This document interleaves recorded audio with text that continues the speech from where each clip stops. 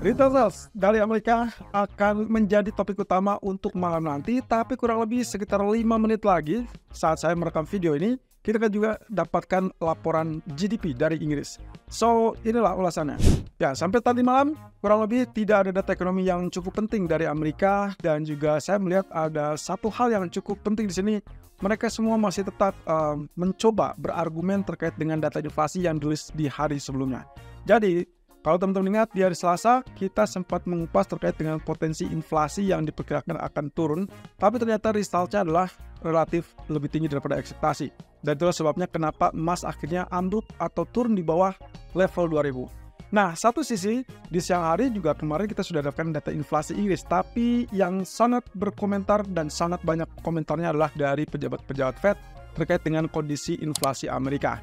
So, kali ini, Austan Goolsbee yang juga dikenal sebagai salah satu pejabat Fed yang kecenderungannya dovish, dia sempat mengatakan bahwa sebetulnya tidak ada yang dikhawatirkan atau yang tidak usah dikhawatirkan terkait dengan data inflasi yang relatif lebih tinggi daripada ekspektasi di hari Selasa yang lalu. Dia berargumen bahwa posisinya ini masih sesuai dengan jalur yang memang diperkirakan akan terjadi untuk mencapai target 2% dari inflasi yang diinginkan oleh Fed. Jadi sebetulnya meskipun terjadi kenaikan itu masih kategorinya normal. Bukan hal yang dikhawatirkan justru terpicu oleh kenaikan harga minyak atau bahkan harga energi atau bahkan kondisi-kondisi lainnya.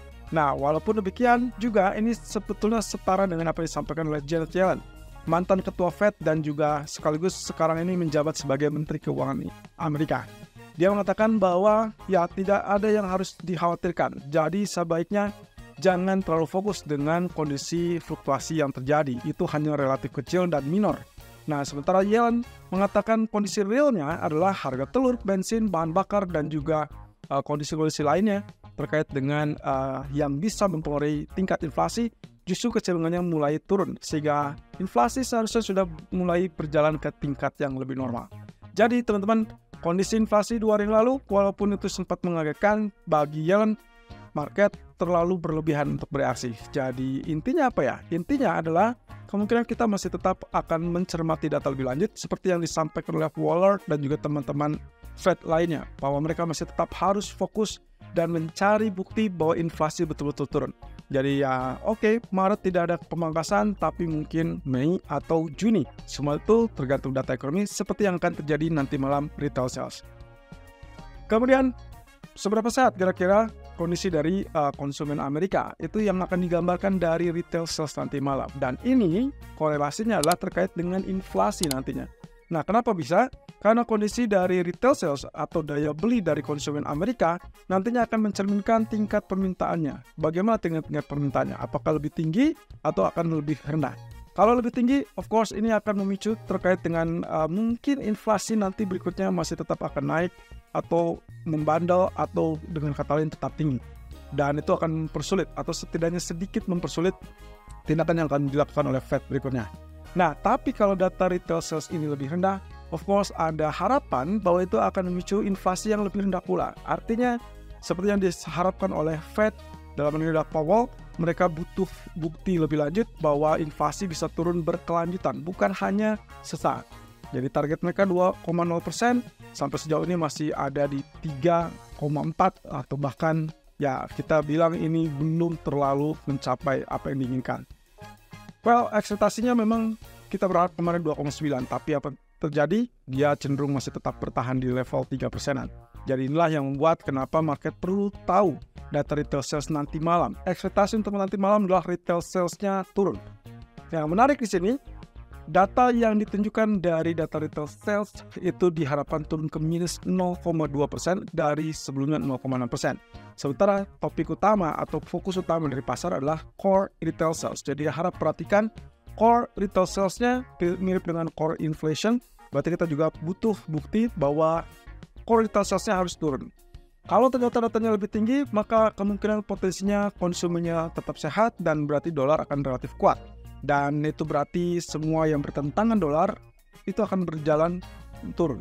Sementara kalau sebaliknya datanya relatif lemah, maka kita bisa pastikan konsumen Amerika sedang melemah, dan itu berarti dikaitkan dengan dolar yang berpotensi juga melemah. Dan artinya lagi, kalau misalkan itu terjadi, ada harapan ataupun peluang bahwa inflasi tetap turun, proses disinflasi tetap berlanjut, dan itulah yang diharapkan ataupun bahkan dituju oleh Fed.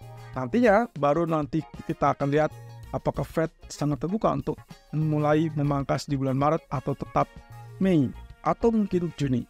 Nah, range ekspektasinya teman-teman, di sini kita berharap ada penurunan kurang lebih sampai minus 0,7 atau 0,3%. Jadi kalaupun misalkan data retail sales-nya dirilis minus 0,3, which is weak dollar, berarti dolar akan melemah, itu yang lebih prioritas. Tapi kalau ada kenaikan, selama dia tidak naik di atas 0,3, saya rasa kita anggap itu mungkin relatif terbatas untuk penguatan US dollarnya.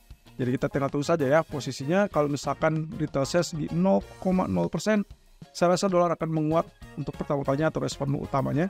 Tapi kemudian dia akan mungkin terbatas. Dan lalu kemudian akan kembali fokusnya adalah terkait dengan gonjang-ganjing yang bisa terjadi. Kemungkinan mereka kalkulasikan ulang apakah mungkin Fed akan mempertimbangkan lebih lanjut atau tidak. Tapi menurut saya setelah data CPI kemarin, kemungkinan kita semakin tertutup untuk bulan Maret, tapi akan sangat terbuka untuk bulan Mei. Dan sampai sejauh ini CME Fed Watch Tools menunjukkan masih angka di atas 70%-an untuk bulan Mei. Jadi kita tinggal tunggu saja. Semakin rendah data ekonomi semakin dibutuhkan, dan itu yang akan memicu perubahan kebijakan. Nah, terkait dengan inflasi Inggris, data juga menunjukkan data yang relatif negatif alias turun, teman-teman. Bayangkan CPI monthly alias basis bulanannya berada di angka minus 0,6%, padahal ekspektasinya adalah turun di 0,3. Dan angka minus ini berarti inflasinya, ya kita bisa bilang ini disinflasi yang terlalu dalam, atau bahkan prosesnya relatif mengganggu dengan kemungkinan tidak ada daya beli ataupun aktivitas yang mencerminkan permintaan domestik. Nah, kondisi ini sebetulnya akan kontras dengan apa yang diharapkan oleh Bank of England, bahwa mereka mempertahankan sikap itu untuk tidak melakukan pemangkasan lebih cepat dan bahkan tidak ada dalam target mereka untuk membahas dalam waktu dekat. Tapi dengan kondisi monthly seperti ini, basis bulanannya, kita tinggal tunggu saja apa yang akan diupdate oleh Bailey. Sementara kalau kita lihat dari data basis tahunannya, cenderung relatif tetap di 4,0%. Satu sisi teman-teman, barusan saya melihat di sini ada data GDP Inggris yang dirilis dengan angka minus 0,3% versus ekspektasinya adalah minus 0,1%. Itu adalah basis untuk kuartal. Artinya di sini kita kemungkinan akan dapatkan yang namanya resesi atau ancaman resesi untuk Inggris pula. Setelah kemarin inflasi yang berada basis bulannya di minus 0,6, sekarang data GDP pun minus 0,3. Saya rasa mau tidak mau pound sterling akan cenderung tetap turun, melemah, dan ekspektasinya adalah kemungkinan akan mendesak kepada Bank of England untuk mulai mempertimbangkan atau setidaknya membahas untuk bergeser ke sikap yang lebih dovish. Jadi setelah kemarin pernyataan dari Bailey mengatakan tidak ada harapan ataupun tidak ada kecenderungan untuk membahas pemangkasan, saya rasa ini waktunya mereka akan mengubah sikap tersebut. Nah, selain dari Inggris yang ternyata GDP-nya juga minus, ternyata GDP Jepang juga turun teman-teman. Minus 0,1% dari ekspektasi 0,2%. Tapi dengan catatan, ini sedikit lebih baik untuk basis kuartalnya yang sebelumnya berada di minus 0,7%. Sebetulnya ada peningkatan, tapi kategorinya masih tetap negatif. Dan ingat, 2 kuartal berturut-turut kalau GDP-nya tetap negatif, itu berarti resesi. Secara teknisnya kurang lebih seperti itu.